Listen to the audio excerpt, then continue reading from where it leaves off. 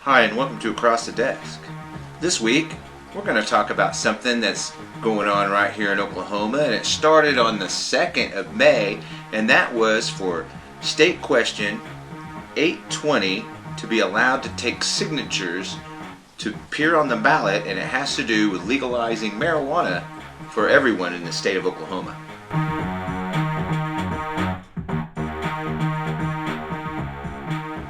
So as of last Tuesday, I think, you have been able to sign a petition to have a state question appear on the ballot, State Question 820, which legalizes marijuana for every citizen in the state of Oklahoma. And it goes on to be much more than that. But anyway, they started taking signatures for this petition in hopes that it'll be on the general election ballot come November 8th for our primary election season. So we have the State Question 820 that got authorized. Now, it's really not the only legalized marijuana bill that we have going through, or state question that they want to appear on the ballot. There's also State Question 818 and 819, though those are going through a little bit of a longer process. One of them has been challenged by a wacko that I'm not going to mention who that is, but it probably won't go very far. But the other things about State Question 818 is that's to change the state constitution, and the level that it has to meet is much higher than State Question 820. State Question 820 is obviously just changing the statutory, which is state law. So it's going to change state law, it's not going to change the Constitution, where 818 would change the Constitution. Consequently, it needs less signatures. So State Question 820 needs about 95,000 signatures to appear on the ballot, while the one 818, if it gets approved, it hasn't been approved yet, may at the end of this month, it may be able to be on the ballot as well if it gets enough signatures, but its threshold is really high. It needs 190,000 just to be able to get on the ballot. The other one, State Question 820, that has been approved for signatures, needs much less, 95,000. About half the signatures it needs. Well, anyway, State Question 820. So it legalizes marijuana for those over 21, and it gives them a tax 15%. They get taxed more than the medical patients would. So that's what this does. But it goes a lot further than that into criminal justice reform as well. Because one of the other things it does is allow a system of judicial reform for going back through anybody who's been convicted of marijuana in the past and has a criminal record because of it. They can go back through and get their records amended, expunged, whatever. That's also what State Question 820 does. So it appeals to a broad range of people. Appeals to those who would like to see recreational marijuana in the state of Oklahoma, as well as fix some of the criminal justice things that we would like to see fixed as well. And one of the smart things was the people put this together, which is Oklahoma's for Sensible Marijuana Laws.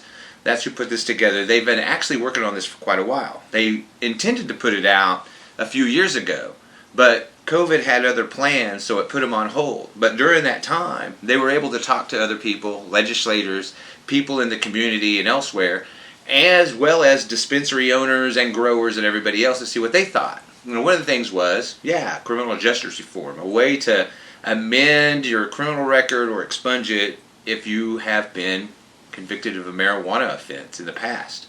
That's important to a lot of people. It's important to a lot of people in this state. It's important for the economy in this state as well.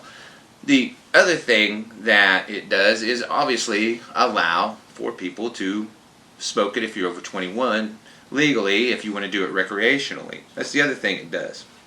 But the biggest thing, like I said, it is a criminal justice reform that's in the bill. Now, the goal for them to do this is to have all these signatures in 90 days, which is till August 1st. They only have till August 1st to get these petitions signed. So you'll need to find out where they've got them, and you'll need to find out where you can sign them.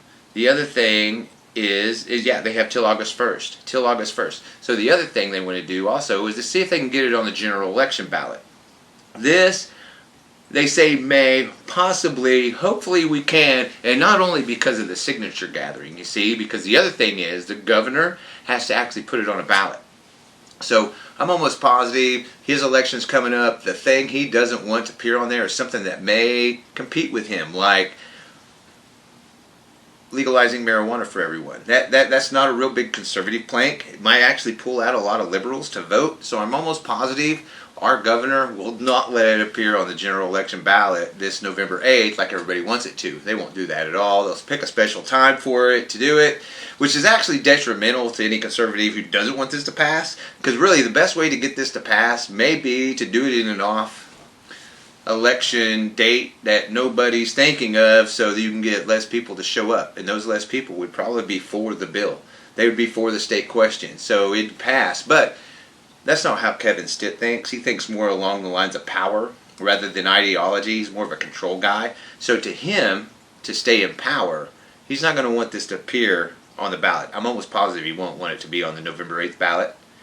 Because, yeah, his people aren't the ones that will be wanting to vote for this. Other people will. It will drive Democrats to the polls. It's a question that will. It's a state question that will. If it appears on the ballot, it will definitely drive them to the polls. So I'm almost positive the governor doesn't want that on there. We'll see what happens. I bet he picks a special date other than that to have it. That's just my opinion on it, knowing how the governor reacts and how the governor strategizes and what he does. He's not going to want this to appear on the ballot, no matter how many people they get to sign off on the petition and have enough signatures. Hey, we got enough signatures to put it on the ballot. Great, we'll put it on the ballot in January. Just pick a date. Because that's how it goes here in Oklahoma. After the petitions are all done and signed and everything's been verified, the governor gets to decide when to have the ballot for it. And I'm almost positive he won't mind spending a whole bunch of Oklahoma taxpayer money to have a special election for it. Spend a bunch of money on ballots, extra printing and everything else, when you could print it on, the same ballot that they're having the general election with. But he's not going to want to do that. I'll almost guarantee it. So that's what we have. State Question 820 going on with Oklahomans for sensible marijuana laws, whose director is Michelle Tilley, and she's been out in front of this, giving interviews and stuff on the local channels and everything else. One other thing that I was curious, though, is, like I said, hey, would like to sign this petition, but when I go researching this, when I look it up, all I find is the news articles.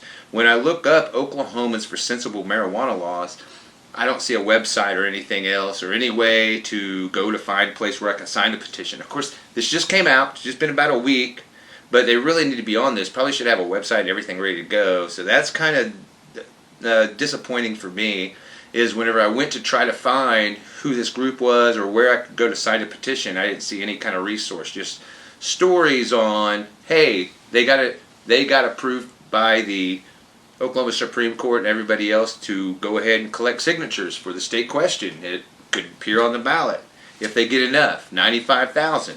So that's the only thing that I haven't seen much on. Maybe we'll see more, but I encourage everybody that watches this show to go find out where we can sign this petition. Go sign it. Share it with everybody. See where you can go sign it. I would like to hear, say something in the comments of this show here on YouTube. Say something about where or anything else, resources or anything of people that have this petition to sign, because I think that there's probably enough people that could get this passed, especially the way State Question 820 is designed, especially with the criminal justice reform and the way it includes processors and dispensaries who are on board with this as well, because it's going to open up a whole new market base for them and increase their sales. And that's the interesting thing about State Question 820. Now, like they said, there are a couple of other state questions that do have to do with legalizing marijuana for everyone. Like I said, State Question 818 and 819 are out there, but they haven't been approved yet.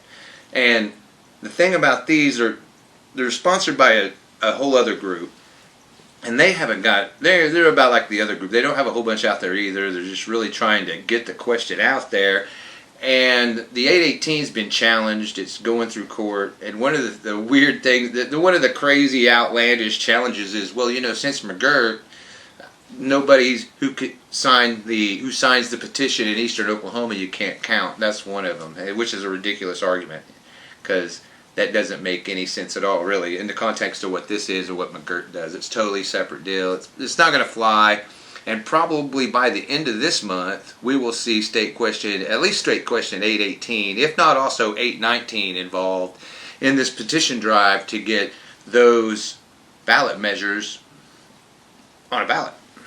So, and that's what that is. So we have these three state questions, 818, 819, and 820. 820 has already been approved to be on the ballot. And that's what we got here, right here in Oklahoma. Legalizing marijuana for everyone, not just our medical marijuana dispensaries or medical marijuana patients or caregivers, but for everyone over 21, and to pay a special tax that will bring in really tens of millions of revenue for the state of Oklahoma. And really the way they want to do this is kind of smart. Now, the others, like 818 and 819, I'm always kind of shy myself about messing with our state's constitution in ways that the legislature can't go back and fix things, because as we see sometimes when we pass stuff, we see later how as society changes even, things need to be twerked and tweaked a little so that it works better for the society at that particular point in time. And with a state question that changes the Constitution, the legislature is very limited in what they can do. And I know, I get it, hey man, we have a super majority of Republicans in our legislature and everywhere else, so they can really throw the monkey wrench in there and screw all this up like they tried to do. I mean, we've seen them try to do it with the crazy bills. If you've watched any of this show at the beginning of this season where I go over all the crazy bills they put in for the legislature, a lot of them had to do with marijuana, and I even did some shows on that. So you know that they'll try to manipulate that, and they do it through the state statute way, because if it was in the Constitution, they would be able to jack with it. But also, you know, if it's in the state constitution and we need it fixed, well, they're not able to jack with it. So that's the problem. So I'd much rather have it the other way, where, you know, not only they can yet, you know, make it worse, but I think by doing so, they give this show a whole lot of material.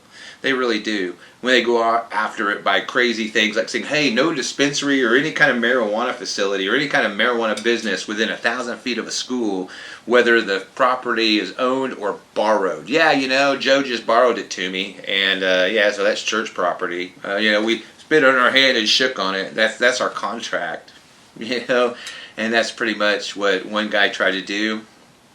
Didn't go very far. They did do some other things that did limit a lot of things, and actually some things that did refine the process better. But that's what you get when you do it through state statutory means instead of constitutional means. So, but honestly, yeah, you know, by state statute, like 820 wants to do, state question 820, I think that's really the way to go. Because we'll be able to tweak it, we'll be able to learn from it, and be able to adjust to it. And especially with the criminal justice reform parts, we can be able to add to those too and change things up to see what works and what doesn't. Maybe we could add some other programs or other incentives or any other things that help people expunge their record from old marijuana cases where they've been charged criminally of it and found guilty. So maybe we could do something for that. Who knows, right? And that's what we have. That's what we have this week, right here on Across the Desk. State question 820, maybe a couple others coming in to legalize marijuana for everyone in the state of Oklahoma. Wow, Oklahoma. That's fairly progressive for a very red state. I would think so. And you know, with the amount of people here in Oklahoma that have seen how the medical marijuana laws and the medical marijuana industry has grown and what it's done in Oklahoma, I think a lot more people are more receptive to that, and would probably be able to sign that petition, and would probably vote yes if it was on a ballot. Well, I hope everybody gets a chance to look into State Question 820. I hope people get a chance, at least 95,000 people get a chance to sign the petition, and I hope we really get a chance to vote yes on it come November. We'll see. I don't know that the governor will put it on, but if it does pass, we'll get a chance to vote on it eventually. Well, this is Across the Desk with Kent Fairchild, and we'll see you next week.